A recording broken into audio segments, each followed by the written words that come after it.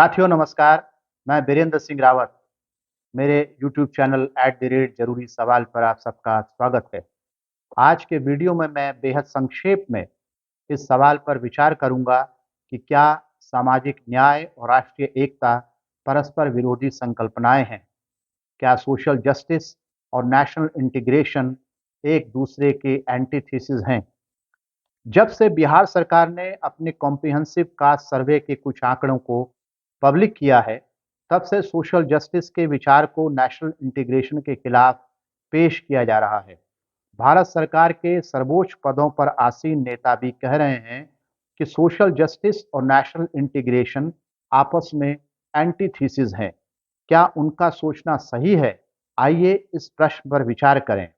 कहा जा रहा है कि जातियों की गिनती करके यह पता लगाना राष्ट्रीय एकता के खिलाफ है कि किन-किन जातियों के पास कौन-कौन से संसाधन कितनी मात्रा में है।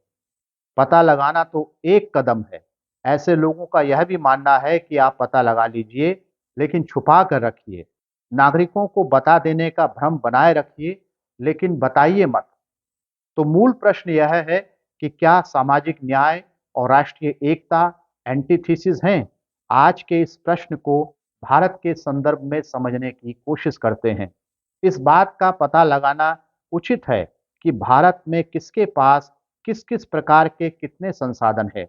क्या भारत में संसाधनों के बंटवारे का हिसाब रखना राष्ट्र विरोधी प्रक्रिया है? भारत के संविधान में एक अनुच्छेद है, अनुच्छेद 39, अनुच्छेद 39। इस अनुच्छेद के 6 हिस्से हैं।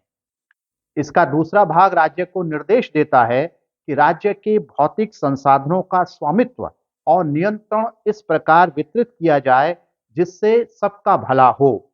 यानी कि राज्य के पास जितने भी रिसोर्सेज हैं, जितने भी मटेरियल रिसोर्सेज हैं, उनका कंट्रोल और उनका जो डिस्ट्रीब्यूशन है वो इस तरह से होना चाहिए कि सबका भला हो। इसका तीसरा भाग यानी आर्टिकल 39 का तीसरा भाग राज्य को निर्देश देता है कि राज्य ऐसी आर्थिक प्रणाली अपनाए जिसके परिणाम स्वरूप धन और उत्पादन के साधन कुछ ही लोगों के नियंत्रण में न चले जाएं।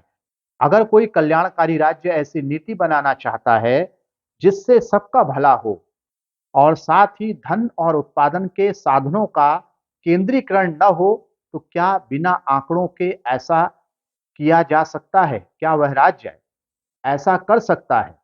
इसका उत्तर है नहीं। भारत के नागरिकों को यह पता तो होना ही चाहिए कि क्या धन और उत्पादन के साधनों का केंद्रीकरण हो रहा है। उत्पादन के साधनों में मजदूर, जमीन, यंत्र, मशीनें, कच्चा माल आदि शामिल हैं। कौन मजदूर बन सकते हैं? कौन मजदूर रख सकते हैं? किसके पास कितनी जमीन है? टूल्स और मशीन्स खरीदने की हैसियत किसके पास है? इस सवाल के उत्तर के लिए राष्ट्रीय स्तर पर सेंसस करवाना अपेक्षित है। अगर यह पता ही नहीं होगा कि 140 करोड़ नागरिकों में से किसके पास क्या-क्या और कितना है, तो फिर आर्टिकल 39 की मंशा का पालन करना असंभव है। आंकड़ों के अभाव में इस सवाल का उत्तर ही नहीं मिलेगा कि आर्थिक नीतियों से धन और उत्पादन के साधनों का केंद्रीकरण हुआ है या नहीं। जब ठीक-ठीक और पूरे आंकड़े होंगे, तभी इकोनॉमिक जस्टिस के एक पक्ष डिस्ट्रीब्यूटिव जस्टिस की बात की जा सकती है। तभी रिसोर्सेस का जस्टिफाइड डिस्ट्रीब्यूशन किया जा सकता है। उसके लिए तरीके निकाले जा सकते हैं, लेकिन हमारे पास कम से कम आंकड़े तो होने चाहिए। अगर कोई राज्य ऐसा करने की कोशिश कर रहा है, तो क्या उसकी ऐसी कोशिश को राष्ट्रीय एकता के लिए खतरा कहा जाना उचित है? अगर कोई राज्य जानना चाहता है कि उसके राज्य में धन और उत्पादन के साधनों का केंद्रीकरण हुआ है या नहीं, तो उस राज्य के द्वारा आंकड़े जुटाने के काम को नेशनल इंटीग्रेशन के खिलाफ कहा जा सकता है। नहीं कहा जाना चाहिए, लेकिन ऐसा कहा जा रहा है। वो राज्य जानना चाहता है कि किसके पास किस मात्रा में कौन-कौन से संसाधन हैं। ऐसा करके वह अपने संवैधानिक दायित्वों को निभाने की कोशिश कर रहा है। वह आर्टिकल 39 को अपनाने की दिशा में बढ़ रहा है। उसका ऐसा करना राष्ट्रीय एकता को बढ़ा सकता है। आज के वीडियो में इतना ही। अगर आपको ये वीडियो पसंद आता है तो मेरी आपसे रिक्वेस्ट है कि इसे लाइक, शेयर और सब्सक्राइब करें। एक घंटी जैसी आकृति होगी, उसे दबाएं ताकि नया वीडियो आने पर आपको उसका नोटिफिकेशन मिल जाए। मिलते हैं अगले वीडियो में, तब तक के लिए नमस्कार।